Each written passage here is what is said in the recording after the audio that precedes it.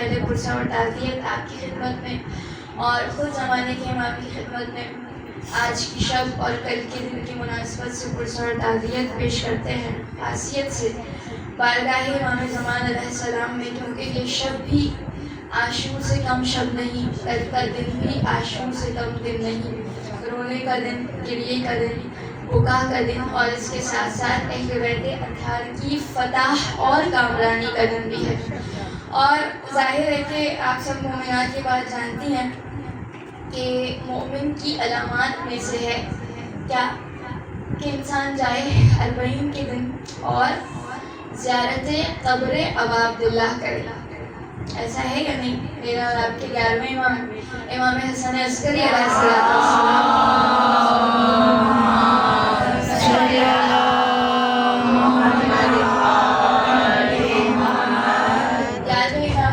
علامات مومن کی بیان فرمائی، جن میں سے ایک علامت یہ ہے کہ انسان ایسے ہی نہیں اپنے گھر میں بیٹھ کر نہیں بلکہ خاصیت سے جائے قبر ابا عبداللہ پر اور قبر حسین کی زیارت کرے۔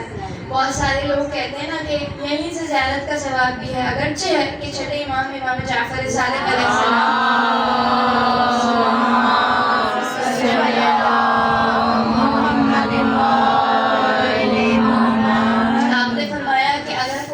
سکے تو وہ جہاں ہے وہیں سے قبر ابا عبداللہ کا رخ کرے اور امام حسین علیہ السلام کی خدمت میں کہے کہ صلی اللہ علیہ یا ابا عبداللہ، اسے ویسا ہی ثواب ملے گا جیسے قبر ابا عبداللہ پر کھڑے ہو کر اس نے زیارت کو پڑھا ہو۔ تو کچھ وہ ہیں جو چلے گئے، لیکن جو مومنات رہ گئے، جو مومنات رہ گئے اپنے وطن میں، وہ بھی محروم نہیں ہے۔ میں عموماً ایک جملہ کہتی ہوں، فرق ہے، اور وہ فرق کیا ہے؟ تو چلے گئے مولا کی خدمت میں جنہیں یہ شرف نصیب ہوا کہ پیدل نجف سے کربلا کا سفر کیا اور اپنی منزل مقصود کو پایا۔ کب؟ شب 40۔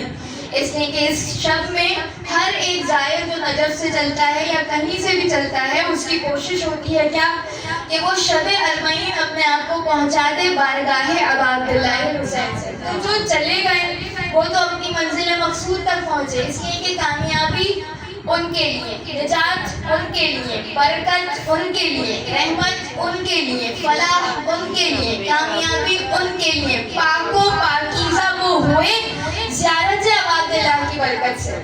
اور یہ خود میں نہیں بلکہ خود کامل الزیارات جو ہماری کتابوں میں زیارت کی اوتھینٹک بک ہے، ابن قولبے نے جس کو تحریر کیا ہے، اس میں چھٹے امام کی حدیث ہے۔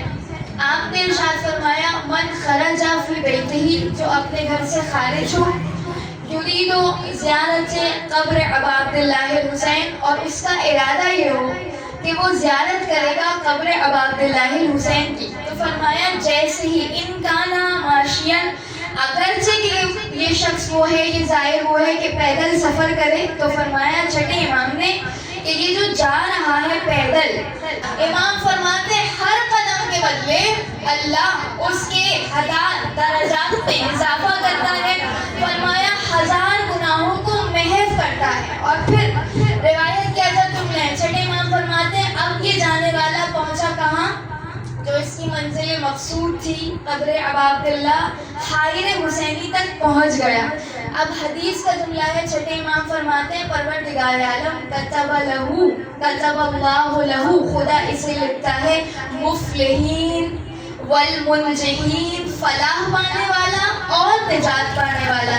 یہاں تک کہ جب اس کے تمام اعمال ختم ہو گئے، اس نے زیارت کر لی، اس نے نمازیں پڑھ لی، زیارت نامے سے اس نے حسین ابن علی کے گنبد پہ کھڑے ہو کر تمام اعمال کو انجام دے دیا۔ اب کیا ہوا؟ حدیث کہتی ہے، چھٹے امام نے ارشاد فرمایا اب اس نے ارادہ کیا کہ یہ وہیں پلٹے جہاں سے آیا تھا۔ بہت توجہ کیجیے گا، چھٹے امام فرماتے ہیں اب اس کا ارادہ یہ ہے اپنے وطن پلٹے اس انداز سے کہ اس کی تمام زیارات ہو گئی۔ فرمایا کہ اب پروردگار عالم اس کی جانب ایک ملک کو بھیجتا ہے، توجہ فرمائیے گا، اور وہ ملک کہتا ہے قال رسول اللہ یقرئک السلام، کسی عام بشر کا نہیں، اے زائر حسینی تجھے محمد مصطفیٰ کا سلام قبول ہے۔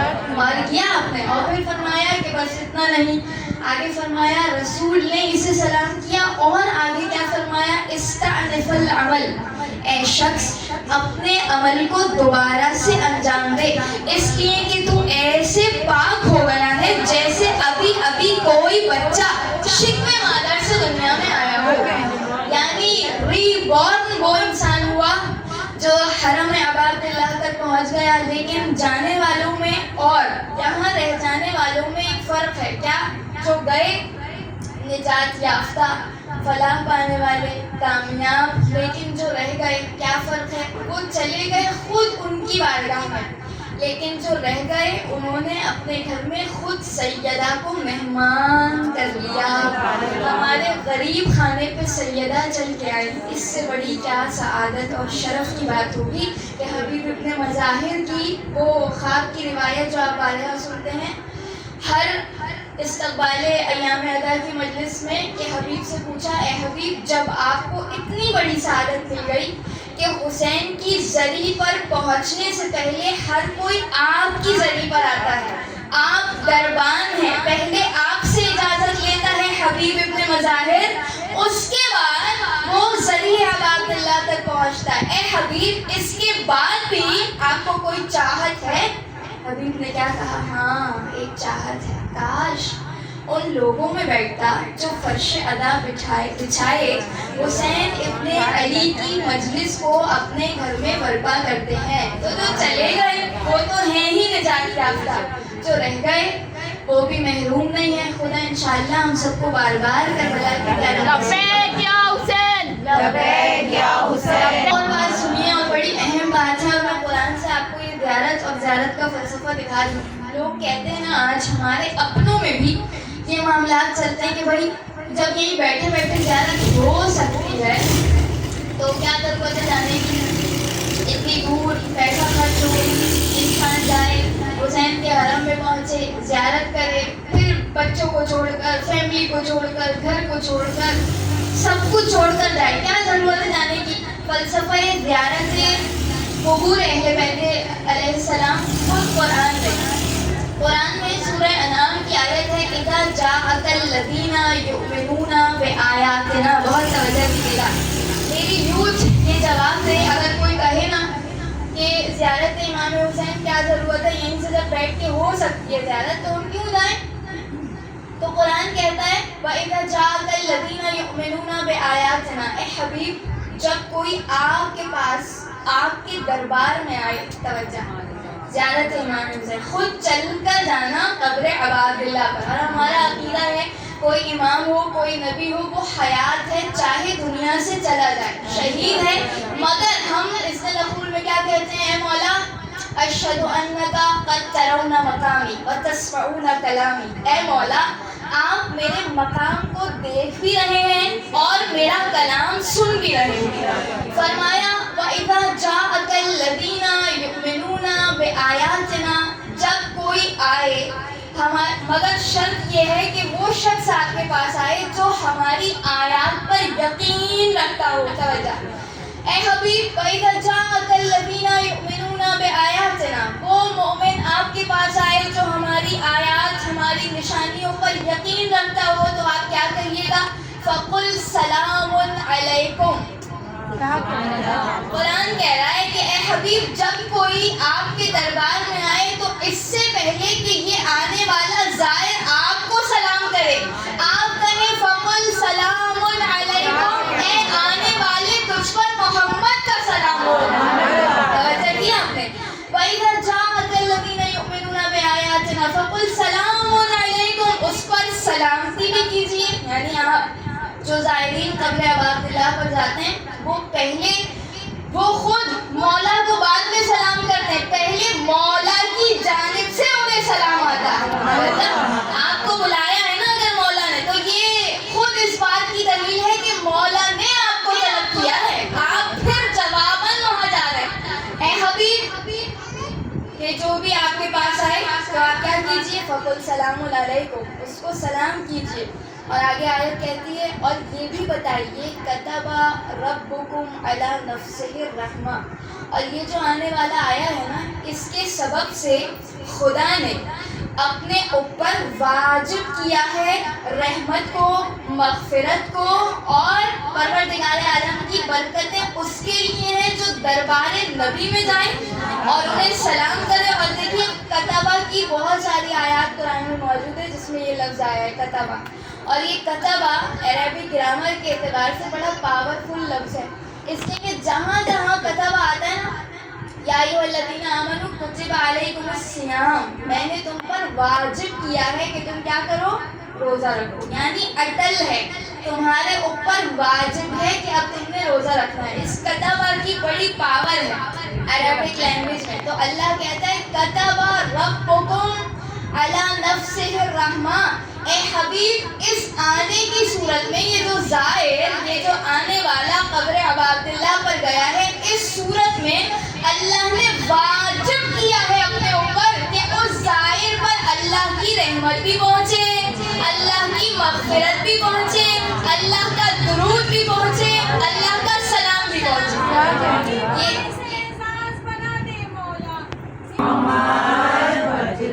لہٰذا قبر ابا عبداللہ کی زیارت، اور یہ جو بار بار ایک چیز آ جاتی ہے، شوشے اٹھتے ہیں نا لوگوں میں بھی، کیسے کیسے شوشے ہوتے ہیں. کیا ضرورت ہے ایک بار چلے گا تو چلے گا، ہر دفعہ ہر مناسبت میں کیا ضرورت ہے جانے کی؟ ہوتا ہے نہیں ہوتا ہمارے ساتھ. یہ زیارت کو بیٹھے سنبھال کے رکھو، کسی اور چیز میں کام آئیں گے. جی یہ آپ سے بڑھ کر چھٹے امام ہو گئے تھے. چھٹے امام نے خود مفاتیح الجنان، کہیں اور سے نہیں پڑھ لی، مفاتیح الجنان اٹھائیے، اس میں لکھا ہے. چھٹے امام نے ایک شخص سے پوچھا، اے شخص کیا روز قبر ابا عبداللہ پر جاتا ہے؟ توجہ کی، روز؟ کہا نہیں مولا روز نہیں جا پاتے. کہا مہینے میں؟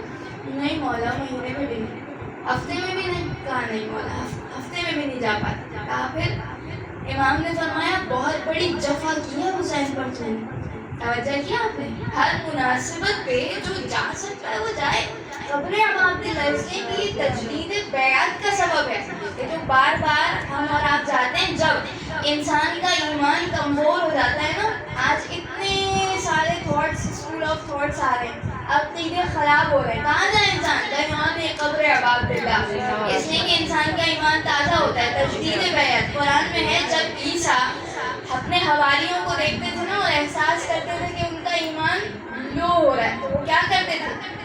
اپنے حواریوں سے تجدید بیعت لیتے تھے اور کہتے تھے من انصاری اللہ، کون ہے تم میں جو اللہ کا انصار بنے؟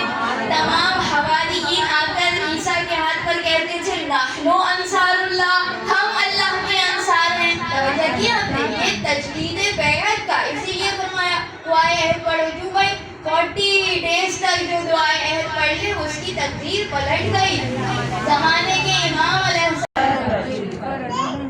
لہٰذا شب اربعین، اور خود جب اربعین کا موقع ہوتا ہے تو انسان کو ایک زائر جو سب سے پہلا زائر تھا قبر ابا عبداللہ کا، اس کی شخصیت اس کے ذہن میں تازہ ہوتی ہے. اس لیے کہ یہ حدیث تو خود حرم ابا عبداللہ پہ لکھی ہے کیا کہ رسول خدا نے جناب جابر سے فرمایا تھا یا جابر زر قبر الحسین، جاؤ قبر حسین کی زیارت کرو. توجہ فرمائیے. اور پھر فرمایا کیوں؟ فَإِنَّهَا زِيَارَتَهُ تَعْدِلُ مِئَةَ حَجَّةٍ، اس لیے کہ حسین کے قبر کی زیارت کرنا 100 حجوں کے برابر ثواب ہے. یہ جابر سے جو روایت ہے وہ ہے. اور پھر رسول نے فرمایا بس اتنا ہی نہیں جابر، فرمایا کہ اِنَّ قبر الحسین روضۃ من ریاض الجنہ، جنت کے باغوں میں سے ایک باغ روضہ حسین ابن علی ہے. اس نے یہ نہیں فرمایا ان ارض کربلا جنہ، پوری ارض کربلا جنت ہے. جنت اگر کوئی زمین پر جنت دیکھنا چاہتا ہے کہاں؟ قبر ابا عبداللہ، حرم ابا عبداللہ، کربلا معلیٰ. لہٰذا یہی وہ کربلا معلیٰ جو کل تک ایک صحرا، ایک بیابان تھا، لیکن پھر وہ آیا جو اس زمین کا خریدار بنا. زمین کیا خریدی، اس زمین کا مقدر ہی بدل گیا. اب یہ ہے انبیاء کی زیارت گاہ، اب یہ ملائکہ کی زیارت گاہ، اب یہ زیارت گاہ حسین ابن علی علیہ السلام. قبر ابا عبداللہ. اور پھر یہی جابر کے بڑے جلیل القدر صحابی ہیں، اور اتنے عظیم صحابی ہیں کہ روایتوں میں موجود ہے کہ جب مرحلہ یہ تھا کہ جناب جابر کو جب جانا پڑ گیا تھا کسی کام سے معاویہ کے پاس، تو آپ جانتی ہیں کہ معاویہ کے پاس جب بھی کوئی علی والا جاتا تھا تو وہ علی والوں کو بہت رسوا کرتا تھا،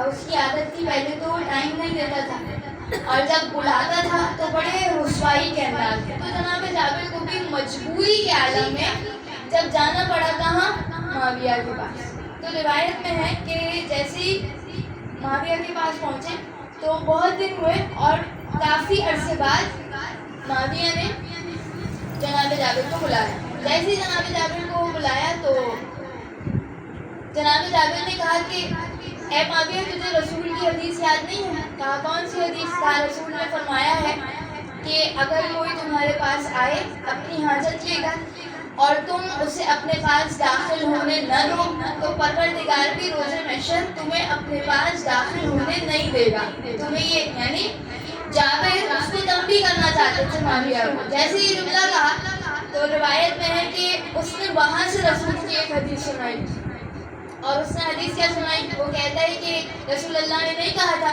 کہ میرے بعد بہت سارے فتنے اور آزمائشیں آئیں گی تو تمہیں صبر کرنا ہوگا ان آزمائشوں پر یہاں تک کہ تم حوض کوثر پر پہنچ جاؤ۔ یعنی ایک حدیث جابر نے سنائی، جواب میں ایک حدیث معاویہ نے سنائی۔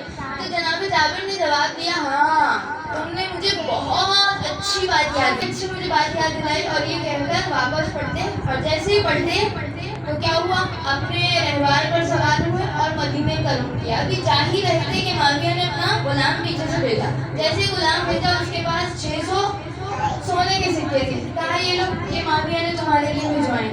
پہلے تو جناب جابر نے اپنے آپ کو تنبیہ کی اور کیا کہا کہ میرے لیے وہ غربت بہتر ہے، اس سے بڑھ کر کہ میں ذلیل اور رسوا ہوں دشمن کے پاس، تو اس سے بہتر میرے لیے یہ ہے کہ میں غربت کی زندگی گزاروں اور میں غربت کو ترجیح دیتا ہوں۔ یہ جملہ کہا اور اس سے ایک جملہ کہا جس کے لیے میں نے آپ کی خدمت میں یہ پورا واقعہ پڑھا ہے، اور وہ جملہ کیا تھا؟ جناب جابر نے اس قاصد سے کہا کہ اے آنے والے میرا جا کے پیغام ہندا جگر خال کے بیٹے کو دینا، اور اس سے کہنا کہ میں کوئی ایسا کام کرنا نہیں چاہتا، میں کوئی ایسا کام نہیں چاہتا کرنا کہ جس کی وجہ سے معاویہ کی نامہ اعمال میں کوئی نیکی آ سکے۔ یعنی یہ تبرہ کی پیک ہے۔ اگر کوئی سوچنا سمجھنا چاہے کہ تبرہ کیسے ہو تو سب سے بڑا تبرہ یہ ہے، فرمایا کہ میں چاہتا ہی نہیں ہوں کہ میرا کوئی کام سبب بنے اس لیے کہ میرے کام کے ذریعے سے معاویہ کے نامہ اعمال میں کوئی نیکی کا ثواب آ جائے۔ یہ تبرہ کی پیک ہے، اور اسی لیے علماء فرماتے ہیں کہ جب یہ سلسلہ ہے تو آج ہمارے مومنین کا نیٹ ورک اتنا مضبوط ہونا چاہیے کہ ہمیں کسی غیر کی ضرورت نہیں ہونی چاہیے۔ وہ شخصیت کہ جن کے ذریعے سے 5ویں امام تک رسول خدا کا سلام آئے وہ جناب جابر، اور آپ کے فضیلت میں سب سے بڑی بات یہ ہے کہ آپ قبر ابا عبداللہ کے پہلے زائر۔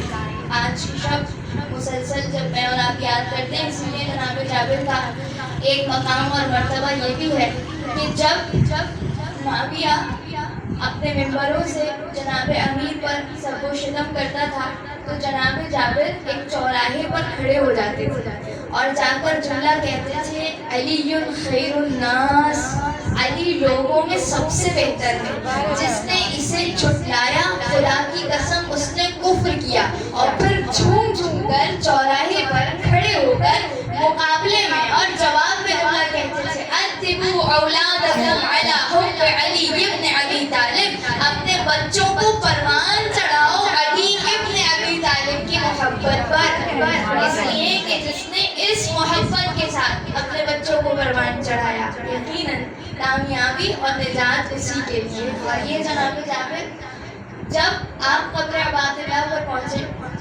بس میں منزل مصائب سے نزدیک ہوں، تو روایت کے الفاظ ہیں آپ کے ساتھ آپ کے ایک اور صحابی ایک غلام جن کا نام عطیہ بتایا جاتا ہے، عطیہ کوفی، اور بعض میں ہے عطیہ کوفی.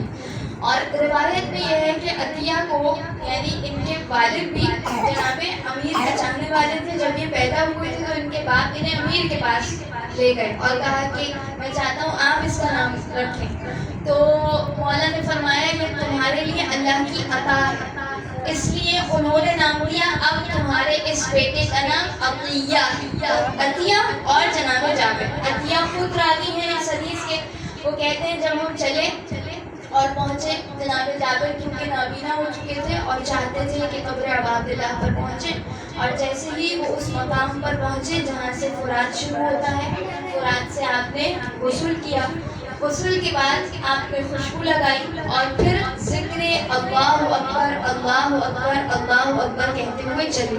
اور یہ آج کی زیارت کا ایک ادب ہے کہ انسان جب حرم ابا عبداللہ میں پہنچے تو اس ذکر کے ساتھ سامنے گنبد ہو اور اس کے لبوں پر ذکر الہی ہو. اپنے تصور میں ذرا چلیے گا کیا بنائے مولا. تو جناب جابر جب چلے ہیں تو جیسے ہی چلے ذکر آخری لبوں پر تھا اللہ اکبر اللہ اکبر. اور وہ مرحلہ آیا کہ جب عطیہ نے کہا کہ اے جابر یہاں تو میں بہت سارے قبور کو دیکھ رہا ہوں.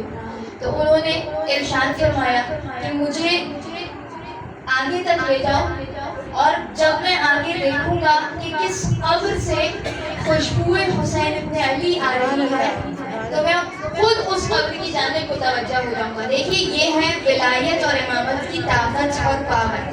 کہا کہ مجھے قبر ابا عبداللہ پر لے چلو اور میں خوشبو خون ابا عبداللہ کی خوشبو کے ذریعے سے قبر ابا عبداللہ پر پہنچوں گا. اور روایت میں ہے قبر پر پہنچے اور آپ نے امام کی زیارت پڑھی جو خود آپ نے پڑھی اپنے الفاظ میں.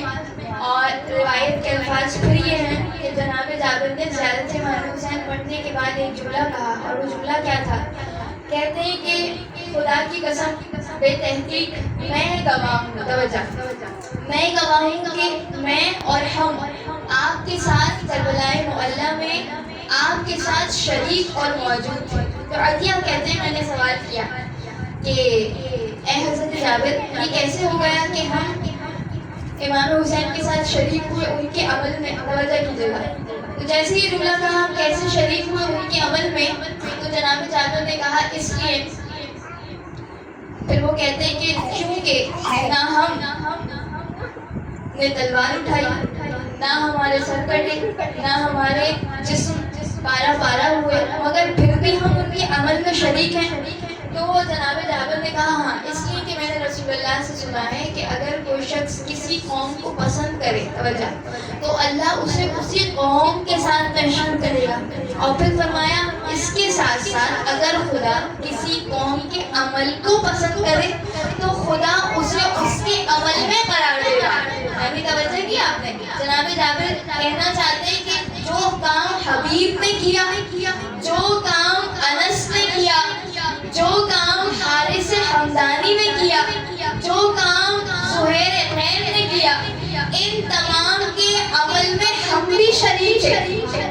اور یہاں سے اگر آپ کو تعجب ہو رہا ہے تو جناب امیر کی وہ حدیث جو جنگ جمل کے موقع پر جب ایک شخص آیا اور اس نے آ کر جناب امیر سے کہا اور کیا کہا مولا کاش میرے بھائی کی خواہش تھی. وہ کہتا ہے کہ میں بھی جنگ جمل میں ہوتا اور آپ کے اس عمل پر آپ کے اس عمل کو دیکھتا اور میں بھی خوش ہوتا کہ علی کو کیسے دشمنوں پر فتح اور کامرانی ملی. تو جناب امیر نے کیا کہا تھا آپ سب جانتی ہیں.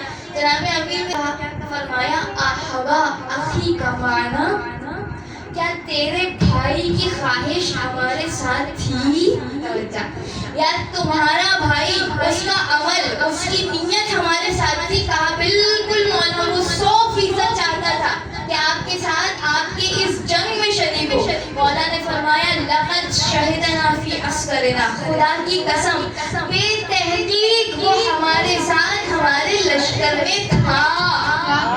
آج آپ کربلا میں نہیں ہیں لیکن نیت ہے. مولا کاش ہوتے آپ وہی ہیں حرم ابا عبداللہ پر کھڑے ہو کر ایسے سارے زائرین زیارت کرنے ویسے ہی ہمارا شمار ہے. اس لیے کہ مولا نے فرمایا اگر تمہاری چاہت ہے تو یاد رکھو خدا تمہیں اسی عمل عمل میں شریک کرے گا جو زائرین کا عمل ہے. لہٰذا آئیے بس یہی جناب لائٹ آف کر دیجیے گا. جناب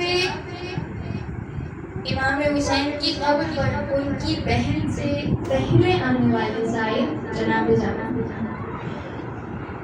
جب اہل حرم کو رہائی ملی اور مرحلہ یہ تھا. آج آپ پرسوں میں کمی نہ کیجیے گا یہ سوچ کر کہ قبہ حسینی کے نیچے حرم عباد اللہ کے نیچے آنسو بہا رہے ہیں. اس لیے کہ آج کی شب صرف انسان نہیں بلکہ انبیاء، اولیاء، اوصیاء حسین کی قبر پہ ان کی زیارت کی جاتی ہے. علامہ مجلسی کہتے ہیں میں نے عالم رویا میں دیکھا شب عظیم تھی اور میں نے دیکھا کہ امام حسین کی قبر پر ملائکہ کا ہجوم ہے، انبیاء کا ہجوم ہے. یہاں تک کہ مولا نے بتایا اے مجلسی دیکھو یہ آدم کچھ لوگوں کے ساتھ ہماری قبر پر آئی. اس کے بعد مجلسی کہتے ہیں مولا بتاتے رہے اے مجلسی دیکھو یہ نوح اور ان کا قافلہ ہماری قبر پر زیارت کے لیے آیا ہے. ایک ایک نبی کا نام لیتے گئے. علامہ مجلسی کہتے ہیں یہاں تک کہ سرکار رسالت مآب کا نام لیا اور کہا کہ اے مجلسی دیکھو میرے نانا رسول اللہ میری زیارت کو ہے. اس کے بعد علامہ مجلسی کہتے ہیں اب امام حسین نے ایسا جملہ کہا کہ میرا دل ٹکڑے ٹکڑے ہو گیا. کون سا جملہ؟ امام حسین کہتے ہیں اے مجلسی اب ہم سے بہت دور چلے جاؤ. مجلسی کہتے ہیں مولا مجھ سے کوئی گستاخی ہو گئی، کوئی غلطی ہو گئی، مجھے اپنی بارگاہ سے دور نہ کیجیے گا مولا. ایک مرتبہ حسین کہتے ہیں مجلسی کوئی گستاخی تو نہیں ہوئی لیکن اے مجلسی اب شام سے میری بہن زینب میری قبر کی زیارت کے لیے آنے والی. میں کہوں اے امام حسین اتنا پردہ اتنا حجاب کا اہتمام آپ نے کیا مجلسی جیسا عالم. مجھے نہیں پتا غیرت سید سجاد کا کیسا امتحان تھا. بازار تھا، دربار تھا، علی و فاطمہ کی بیٹیاں تھیں، شرابی کا دربار تھا. پرسے میں کمی نہ کیجیے گا آج اٹھ کے رونے کی شب نہیں ہے. مجھے نہیں پتا کہ اس بیوی کے پہلو میں فاطمہ زہرا مہمان ہوں، اس بیوی کے پہلو جناب رباب موجود ہے. عزیزانو وہ مرحلہ آیا کہ جب اہل حرم کو رہائی ملی، قافلہ تیار ہے اور آپ مسائل میں سنتی ہیں جن کی گودیوں میں چھوٹے چھوٹے بچے ہیں. ذرا تصور تو کیجیے گا ایک بچی جسے رہائی کی بڑی تمنا تھی اور وہ سجاد سے کہتی تھی. سجاد کہتا ہے نا میری بہن نے کچھ سوال ایسے